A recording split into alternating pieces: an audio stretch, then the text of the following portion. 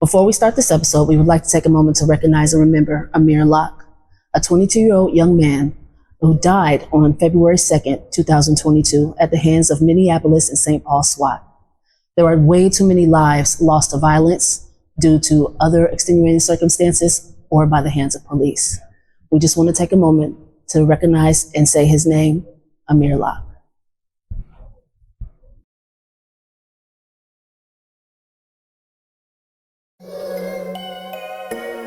Let's get it. Cherie. Ba, ba, ba. Another player classic. I told them stop lying to our people. Yeah, they lied to us, told us every one of us equal, and that's cap. They got DNA, we got DEA. That's different. That's different. Siren effect, man. When I speak, they all listen. Look, hey. Man, this generation so sleep. Man. I got ancestors and angels watching with the information I preach. I do. Don't get it twisted with the education. I was still born in them streets. I was. I'm Shot Town, I'm Common, I'm Kanye, Chief Keef. The last nigga that was talking shit, he's still picking up teeth. Pick 'em up. It's funny how I'm a vegetarian, but niggas still won't beef. They do. It's funny how I like bitches, but niggas still want me. They do. Got a family full of them vice lords and them choppers sing off key. Yeah. Man, I'm not a part of that matrix. Got no shackles on my feet. And I know that I'm a god. Won't let you identify me. Son God. If you ever speak about me, then you better mention I'm free. If we ever speak about business, then I'm gonna mention a fee. Fuck you mean? We outside in the sun, but we flex. Imagine if your mind and your skin was a weapon. They made us hate ourselves just to hide the deception. I keep the evil eye and some sage for protection.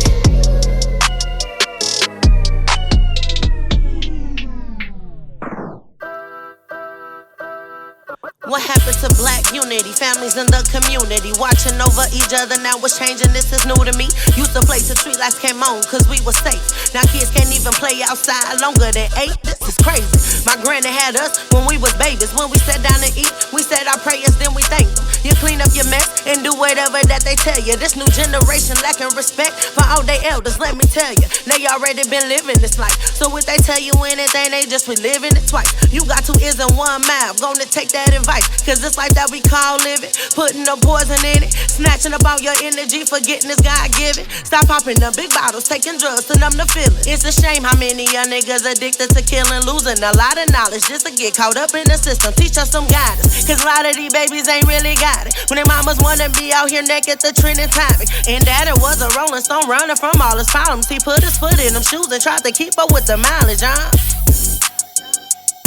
Beat him a shake.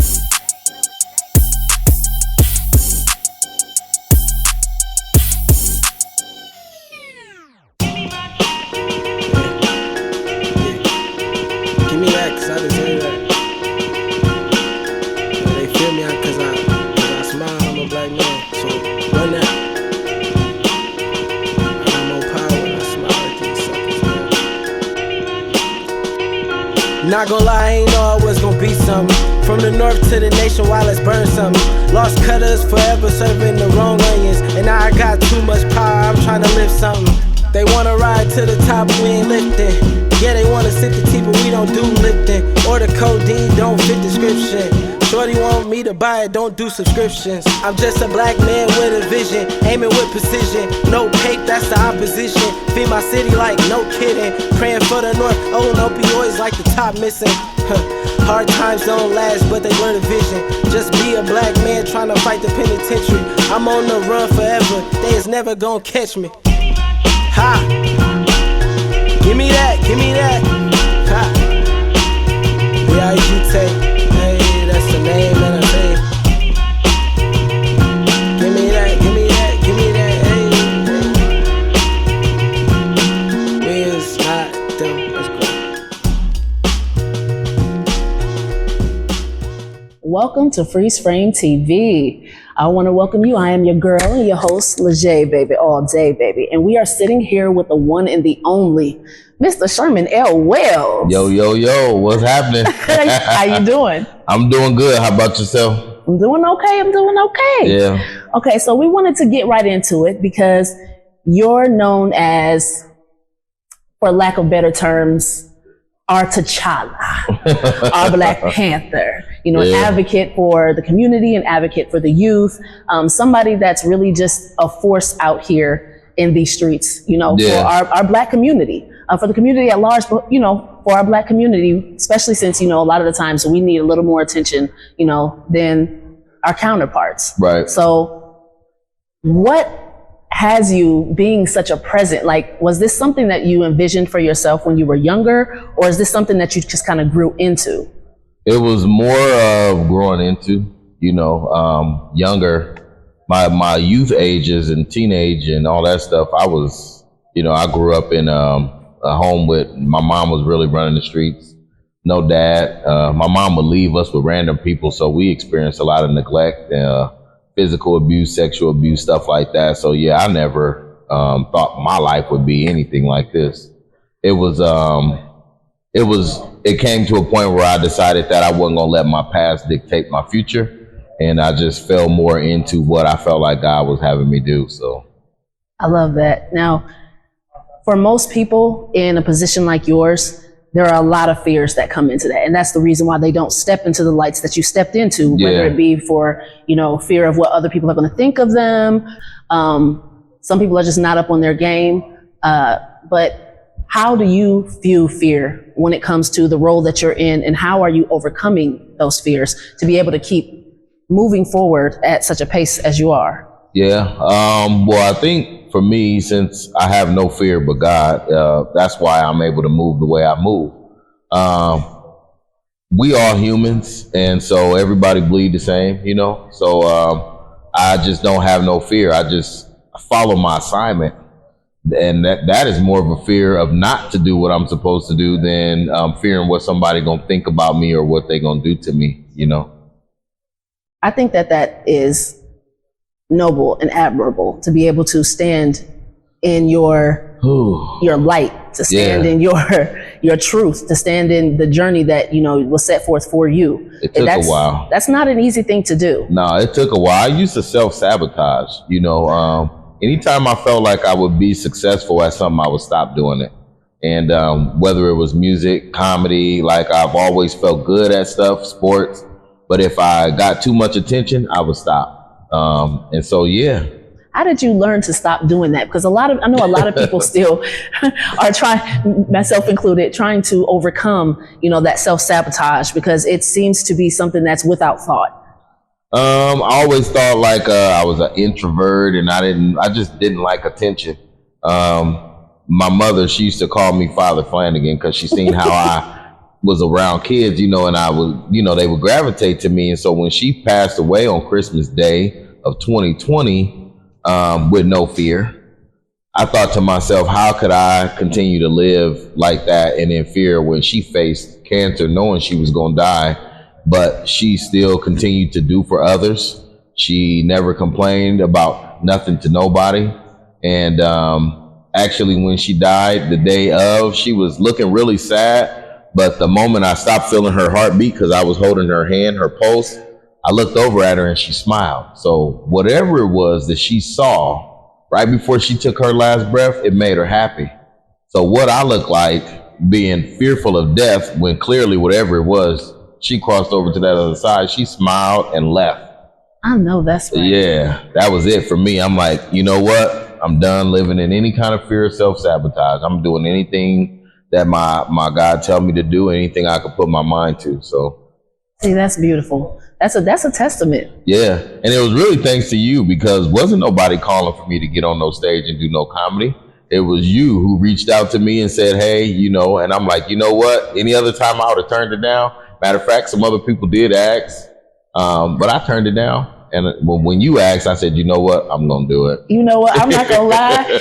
I'm not going to lie. The first time you got on the show, I was like, ooh, yes. Let me get it back again and again and again. But I also recognize, you know, that you do have a calling that's outside of, you know, comedy and music and things like that. Just because it's inside of you doesn't mean that that's the lane that you're supposed to take. And that's the lane that you're being led to take. But you're a funny guy and you are so talented. I definitely didn't want to be boxed into one thing. So yeah, I love comedy. I love music. I love doing what I do in the community. So I tried to juggle it all at the same time. And then still being a husband and a dad and a grandpa. Like, how has that changed you? I know that had a lot to do with your journey, because I see you all the time with your beautiful wife, Cashel, Yeah. you know, with your kids, including Miss Shamala Wells, Miss North Omaha, you hear me? And the grandbabies and the cousins. I see you all the time. I see you with the youth. Like, how have they really pushed you to be more in the forefront when it comes to the kids? Because you advocate for them and their future a whole lot. All the time. You know, I learn a lot spending time with young people. And I 100% believe that they are the future. So my goal, I feel like we have to have somebody that's going to advocate for these people that's going to be running the world when we gone, or as we get older and can't do much. So, yeah, that's where that advocacy come from. And then like I said, I love spending time with them. I feel like they my own kids when we spend time together. This summer has been great. And, yeah, I continue to learn from them over and over. But how can you serve the young people if you're not learning from them and hearing from them? So you can't create programs, you can't create things for them to do if you ain't hearing what they want to do. I know that's right. So, yeah. That is definitely something that I feel like a lot of people should keep in mind, because I feel like a lot of people envision what they would want for themselves as youth. And then that's why they move the way they move, when that's kind of counterproductive, because no one is you. It's not the same time, you know, as when you were younger. There are different needs, there are different voices, there are different concerns. So when it comes to something like that, I feel like a lot of people are misguided, and I feel like a lot of people really needed to hear that. So they can change the way they're moving with these kids. It's a different system. They can tell when you're not about them. Oh yeah, they can tell when you don't love them. Exactly. And so my thing approaching anybody, whether it's young or old, I love you first just for being a human. Yeah. Until you show me something that's gonna make me feel like you're against me, or you hate me, or you got any animosity, I'm gonna love you first. So that's why I can connect with all my brothers and sisters, all the young kids, all the people, black, white, no matter what, because I love you for being a human. Most definitely. You're a spirit. You know, we all connected. That can be felt. One of the situations that I know the community felt, well, actually two situations. The first one I feel like the community was really able to see and feel your love and how hard you would go for them with the Levi Blake story. Man. It felt like a lot of people were trying not to see. It felt like a lot of entities and people were trying not to figure it out. They were trying to sweep it, you know, and just let it be what it was at face value. But you really took it to heart, and you really got some resolve when it came to how it was being dealt with. So my question really is, when it comes to that situation, I know that, you know, his body was found in a very public and kind of strange place after months of him being gone. Is that something that is like finalized now? Is there other steps being taken to figure out what happened? Or is this something that, you know, the powers that be are just kind of shutting down, like, okay, we found what we were needing to find to help the family with their grieving process, and now we're just going to let it go? Yeah, well, first shout out to Shonda and Terry. I love them. Shonda, you know, I've been knowing her since middle school, so she was like my sister already. And then Terry, this journey, we done brothered up. So, you know, but yeah, we still waiting on the autopsy to see how he died. And like you said, it was a public place. I don't believe he just walked through a long field and laid down on a fence and died. So we just still waiting on those results. Okay. Yeah. Well, I love the fact that you're so diligent about it and you're not letting up. That we need more people like you in the community who won't let up, who are not going to let their foot off the neck of the people that are not really paying attention to what is needed in this community to keep it running peacefully, you know, and then within harmony. So I do want to give you, you know, your flowers for that. I also want to give you your flowers for how you've been dealing with the situation when it comes to the towers. Oh, yeah. I have some family that lives in a few of them. Yeah. Not that exact one that we showed up for the news station. Yeah. But they're still asking to speak to you. Yeah. And I'm not the type of person that is just like, oh yeah, here's his number, go ahead and give it a call. You know, so I wanted to talk to you a little bit more, you know, outside of this, but I also wanted to give you your flowers with that, because that situation with those places has not just happened. Right. Those have been reoccurring issues that have been overlooked. For years, that have been overlooked and not listened to, and just, you know, glazed over because they can. Yeah. And it's not right. And it's not something that, you know, those people deserved. And the fact that you are so diligent with not letting up.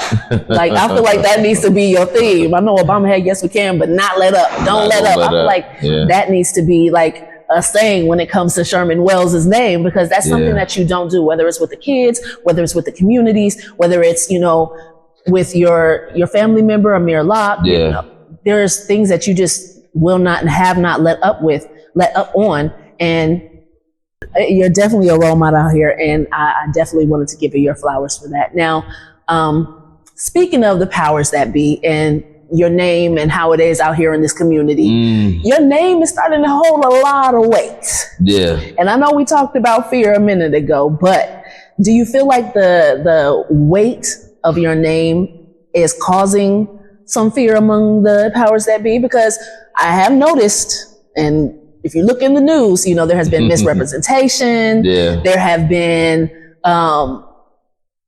miscounts on your name and certain things like that. And, you know, it feels a little deliberate, but, you know, that's only one person's opinion. Do you feel like the brevity, I mean, the weight of your name is really just preceding itself now and has some people kind of nervous, and that's why things are changing the way they are? Definitely, because at first it was all fun and games when I was just in the community doing stuff with the people. I deliberately took 2024 off from events and doing community events and anything, and went to straight accountability. To me, this year was about accountability and exposure.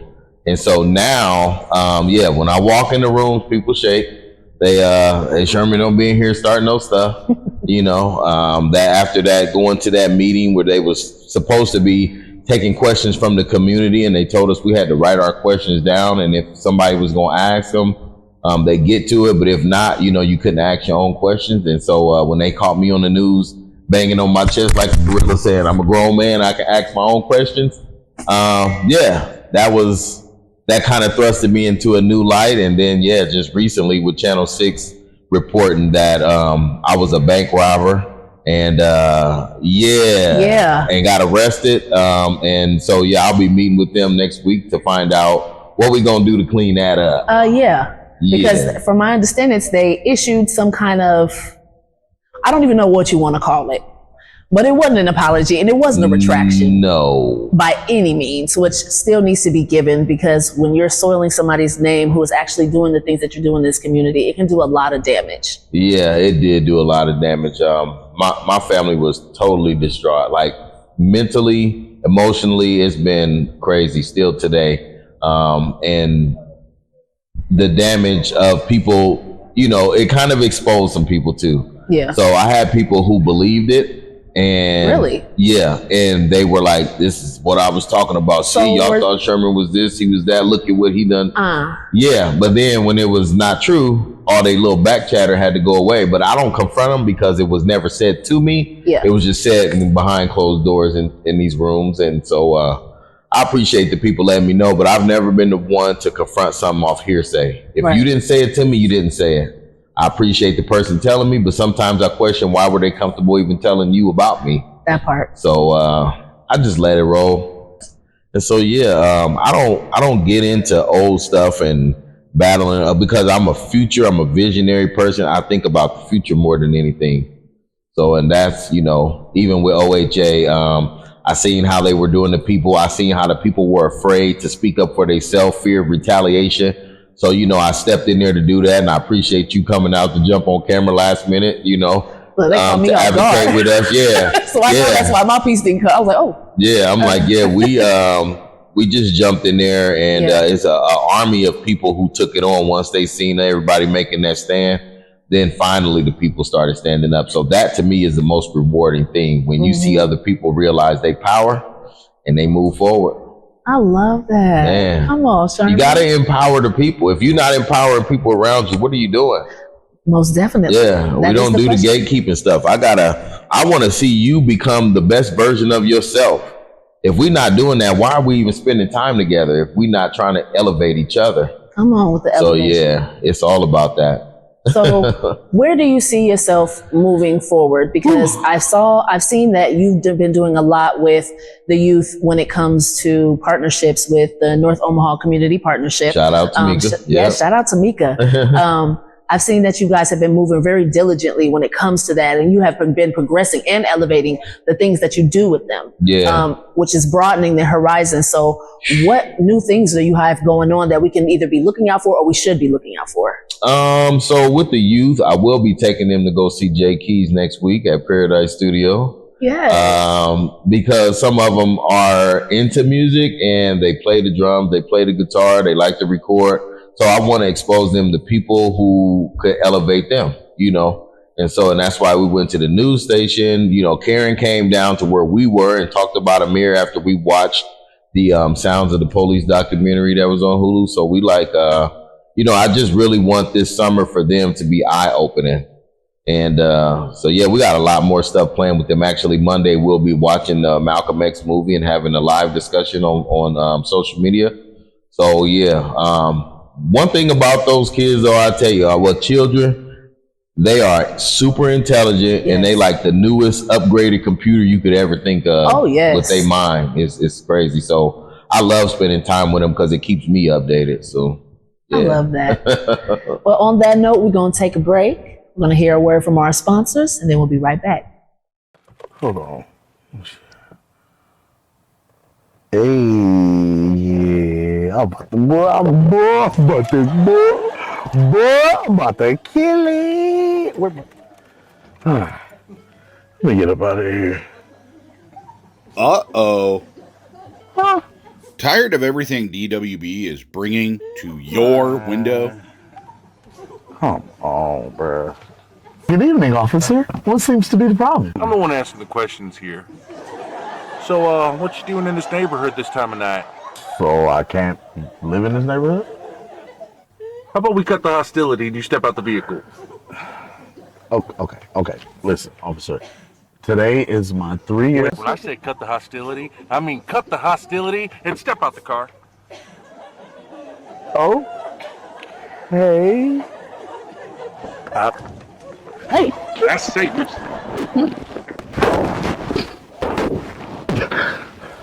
Now slowly reach into your pocket and hand me your license. Officers, all of this really necessary. I said reach into your pocket slowly. Okay. No sudden moves. I'm reaching slowly into my pockets.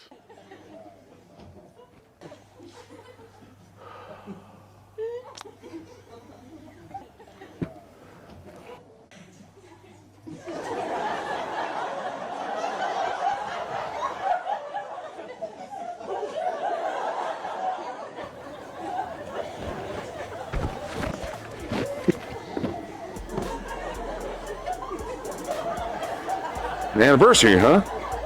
Yeah, my anniversary. Here you go. 3 years. Let's get you back to the missus. You know, we don't like to have our old ladies unhappy, right? You know what I'm saying? Icy White Licensing Service is what you need. Yeah. So hop on in, you know, you know, I could escort you back. It's not a problem. We do it all the time. Like, who's gonna stop me, right? Icy White insures coverage for DWB, managing while melanated, eating while ebony, dancing while dark complected, congregating while colored, and much, much more. I'm just trying to give you a hand. Oh, she's definitely happy, but it's perfectly fine. Thank you. You sure? Yes, please. Okay, well, you have a good night, sir. Icy White Licensing Service. I like him. The only way to drive.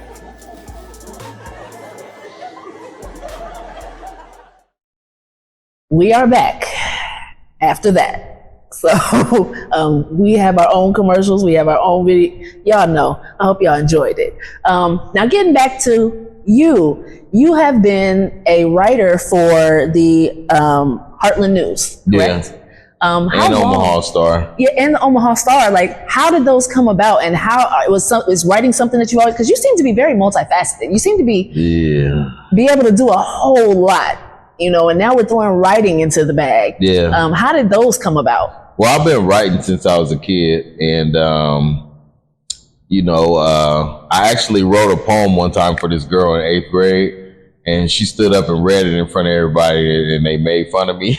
Really? Yeah, it was so, because I've always been like this intimate type dude. I don't know if it's a Pisces thing or what, but I've always been, so back then people wasn't ready for that. So it almost knocked me off my pedestal. But writing for the Omaha Star, she was the first person who asked me to if I wanted to write for her based off the things that I was doing in the community. So I took her up on that offer. So now I got my own little editorial piece.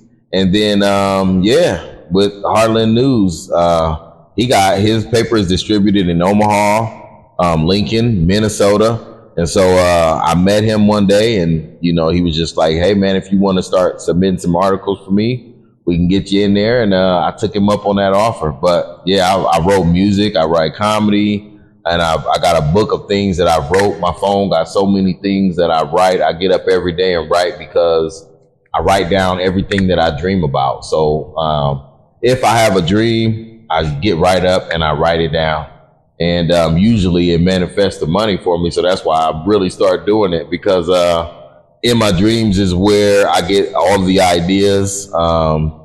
Every single idea, even with my clothing brand, I'm from the hood. I had a dream that I was told to do that. But then when I woke up and seen that, I'm like, man, ain't nobody gonna be wearing nothing that say I'm from the hood. But here we are, 5 years later, and people are wearing it because the dream told me to represent the family, bring back the nucleus, motherhood, fatherhood, brotherhood, sisterhood, and even parenthood. For the people who don't birth kids, you still can be an influence over the young children's lives. So I sat on that for like maybe 4 months before I finally went and did it. And I had Spot T draw up some letters, and I went to the mall and had him print one shirt.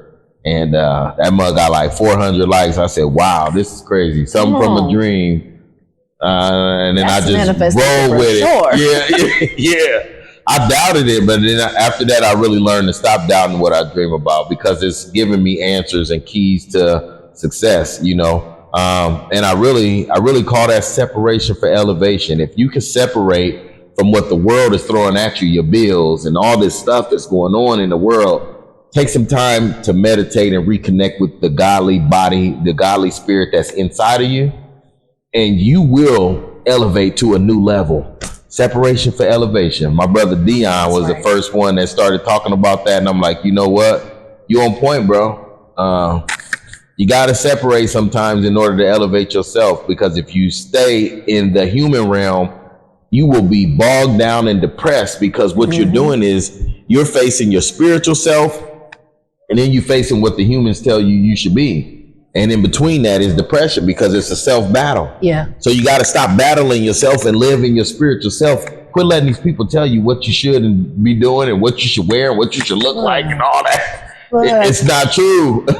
I need y'all to listen up, because he is definitely throwing some jewels on the ground for you to pick up and put in your crown. Yeah. Like that's amazing information. Yeah. And something that is hitting home with me as well. Yeah. I mean, it's all intentional, because if a person can create your personality, they can control who you are. Yeah. So if they can create what you're going to do, what you're going to eat, where you're going to go, how you're going to dress, how you're going to act, then they can predict it. That's why you see the police, they'll come to your house at 5 o'clock in the morning, because they done told you you're supposed to be asleep. Right. Well, I'm up at 3 o'clock, because that's when my brain is functioning the most. So you come to my house at 5 trying to kick in some door or something, it might be a problem, bro. Okay. Now, talking about elevation, I just wanted to congratulate you, because I did see that you are the Heartland hero. Yeah, he got me with that. He surprised me with that one. Which you not only write for the newspaper, they actually honored you, which is amazing. Yeah, he got me. Yeah. Because right now I feel like there aren't enough people doing that, when it comes to you. A brother honoring another brother. Yeah, even with you doing this interview, I've never had nobody be interested in just me. It's usually about the issues that I'm going through, or, that I'm tackling. So. Yeah. I mean, with the issues that you tackle, that it's a testament to who you are. So I can't fathom someone not being interested in what you have to say when you have so many interesting things and aspects of your life that are public for everyone to see. Yeah. You are I'm not going to say you're a very private person. I feel like you're more private Or would you say you're more private with your personal life than anything else? Because everything else that you're doing is out here for everyone else to see.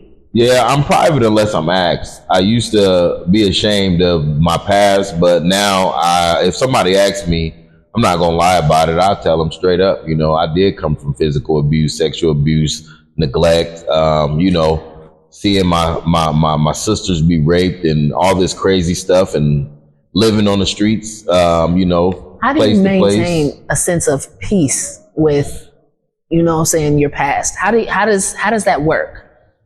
Because I know sometimes, you know, it can be a scale that can be tipped one way or the other. And sometimes you're doing this an awful lot, you know, within yourself. And I know you spoke about, you know, spirituality and not letting people define you, but how do you manage, you know, a lot of that? Because I know people are still in your life or try to come back into your life who expect you to be that exact same person because it's comfortable for them. Like, how do you manage that? How do you manage those people? Yeah, and I've even seen some of the people who did some of those traumas. I still see them.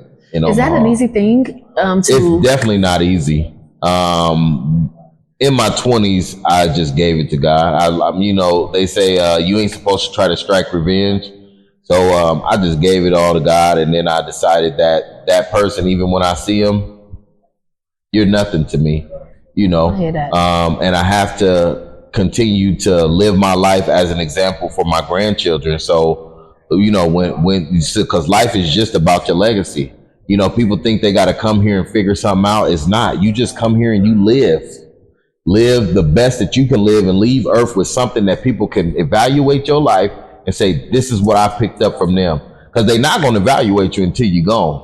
While you're here, they're going to have everything to criticize you about. Look at Malcolm and Martin and all these other successful people that we study now. Yeah. But when they was here, wasn't nobody studying what they did. Wasn't nobody doing what you doing. Like, they did interviews like about the issues, but they wasn't talking about their life. They wasn't studying them. So, you know, I realized that we have to, as creators, keep creating every moment of your life. And even if you're not a person that's going to get out here and do something for other people, just be your best self.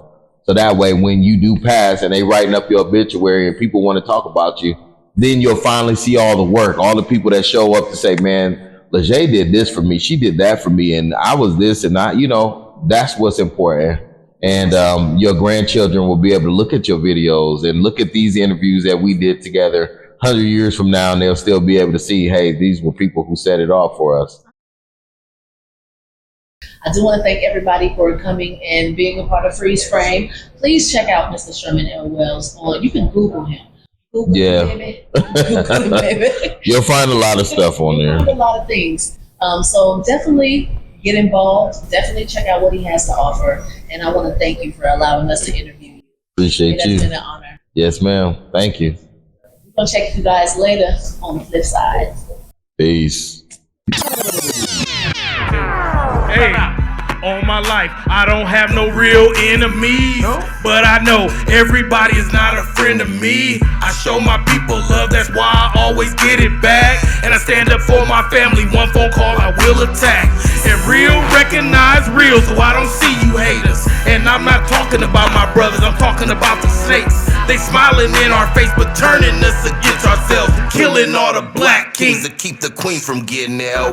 We 40 cal, self-trained, so we don't need the army busting down my door. I wish these martial law bitches try me. We some psychopaths, raised in the projects, and I ain't met a motherfucker yet who can dodge a tech. Hey, cause this the year of the black power. We going all in, man, this shit is ours. Hey, we moving forward, ain't no turning back. The odds against us born in America being black. Hey, cause this the year of the black power. We going all in, man, this shit is ours. Hey, forward, ain't no turning back. The odds against us born in America being black. Dunlaps. It's for all my fluffy people out there. Fluffy. The year of the belly is here, baby. It's our time. It's all about the big backs and sweet snacks. Big backs. Yeah, it's too heavy. Let's go. All my life I hated rice, I hated pinto beans. I'd rather eat some waffles, pizza, or some chicken wings. A quarter pound of Big Mac sauce, bacon, extra cheese. Supersize my drinking fries, 2 McChickens please. My head is shaven clean, and my mug is mean. Big back, plumber's crack, and my shoes lean. Swipe my EBT to get some groceries. Eating ham and cheese, belly hanging out my jeans. Fuck some green beans, I want a chicken palm. Bench pressing fat bitches till I broke my arm. I'm dunking milk and cookies, finger rolling donut holes. I've been standing on business till my ankles swole. Yeah, cause it's the year of the fat power. It's all you can eat, the buffet is ours. Hey, for all my Dunlaps and big backs, I show my belly to the world, let them know I'm fat. Yeah, cause it's the year of the fat power. It's all you can eat, the buffet is ours.